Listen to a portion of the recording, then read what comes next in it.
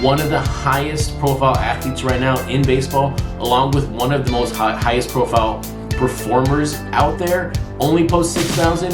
That one to me seems a little curious and a potential play for some long-term value. So while we ponder the future of Project 70, in the now, in the here, we have made it through one complete week of Project 70. And welcome to episode number 5 of the Project 70 show. My name is Chris, otherwise on Twitter and Instagram is at CRT_Sportscards. And my website is where you want to go for everything related to Project 70. Complete checklist, performance versus the average. I've got complete artist galleries, team galleries, by the year galleries, and of course player galleries. All of that can be found on crtsportscards.com. And now before we get too far down the road of this episode, make sure you watched episode 4 from Monday night and got your print run guess in.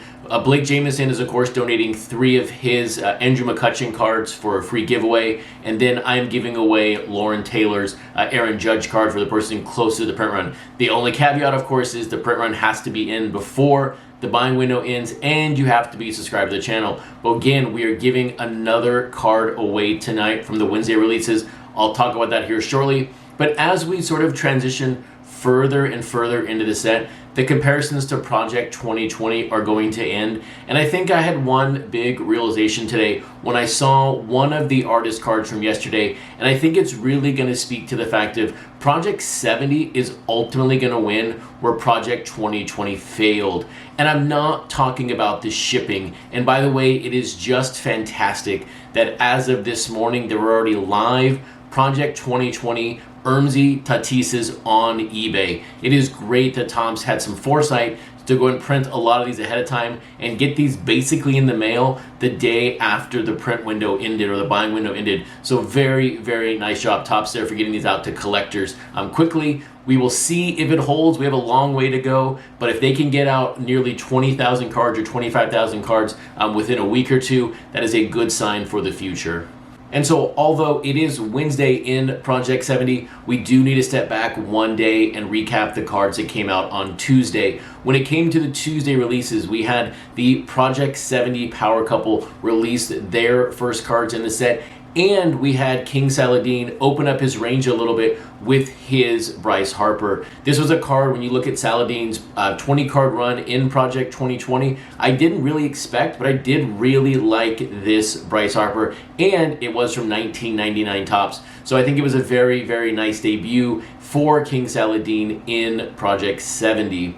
And then joining King Saladin on the Tuesday release day is Brittany Palmer with her Alex Rodriguez, and one of my favorite artists of all time, Gregory Siff, with his Darryl Strawberry. And I kept calling it Dwight Gooden in a couple outtakes, so hopefully I will stick with Darryl Strawberry the entire time talking about this card. But looking specifically at the Alex Rodriguez, I guess for me as a fan of baseball, I was a little surprised to see Alex Rodriguez this early on in the set. You know, I know for a lot of fans, Alex Rodriguez is a great player. He's a Hall of Famer. He deserves all the recognition. There are other fans out there who think A-Rod is a pariah of the game, a cheater, and should never be in the Hall of Fame. And so with A-Rod being her first card of the set, this begs one big question. Is Brittany Palmer about to release the Bad Boys of Baseball collection for the set? We're already going to have an error set, but could we have the Bad Boys of Baseball coming soon in Project 70?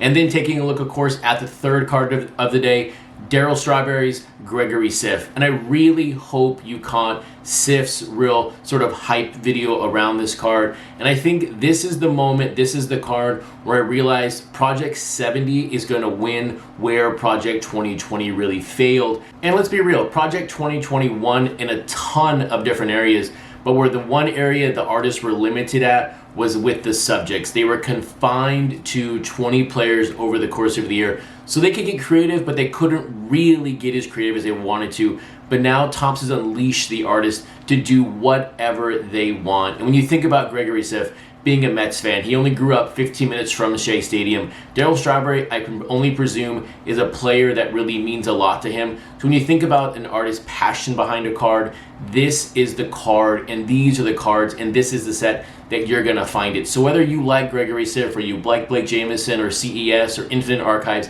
whatever artist you like in the set, these cards are going to be true to the artist because they get to pick the subjects. And this ultimately, I think right now, this early on in the set, is where Project 70 is going to be leaps and bounds better than Project 2020 because you are going to get the true passion from the artist in 18 trading cards. And you say, Chris, there are 20. I'm only talking about 18. Apparently on Blake Jameson's stream tonight, he actually has Gregory Siff and Brittany Palmer on his guest.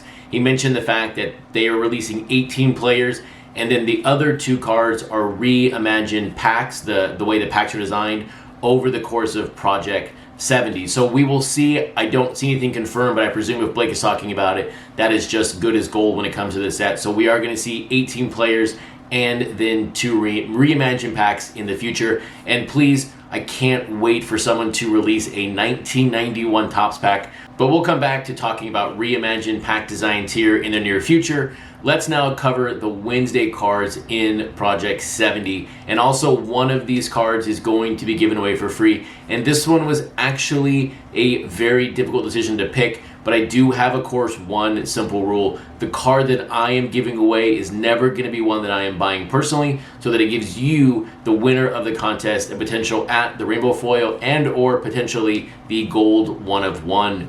But taking a look at the card that was an instant buy for me directly is, of course, Jackie Robinson. No surprise there that this is an automatic buy for Robinson. I also really like the fact that it is 1988 Topps. The wood background, of course, I was 6 years old when 88 Topps came out. I had a ton of 88 Topps as a kid, so this card, this set, right to my heart when it came to me as a child. And also, it kind of gave me sort of a little old man Allen feelish to the card from Infinite Archives here, but just a really, really nice Jackie Robinson that I can't wait to add to my personal collection.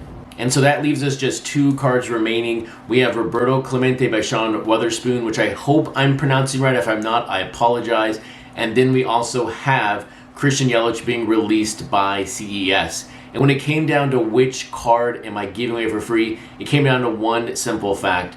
Growing up in West Texas, I had a real affinity for graffiti artwork. I think it's some of the coolest artwork out there. I always tried to write in graffiti as a kid, and so when I look at these Yelich, I really like the card. I don't have any connection to Yelich or the Brewers or anything like that, but I look at this card and go, I really think I could get behind this artist throughout the course of the year. So I'm not convinced I'm not going to buy this card. So I have to be honest here and say the card that I'm going to give away for free is going to be the Roberto Clemente, because I just don't see myself buying the card. It's a cool looking card. It's like psychedelic. It's rainbows. It's very colorful. It kind of breaks up the monotony of some of the other cards not being as colorful. But this card is going to be the one that I am going to give away for free. So right now in the comments below, guess that print run. The person close to that number without going over will win a free copy of the card. And remember, the print run guess must be in before the buying window ends, and you also must be subscribed to the channel.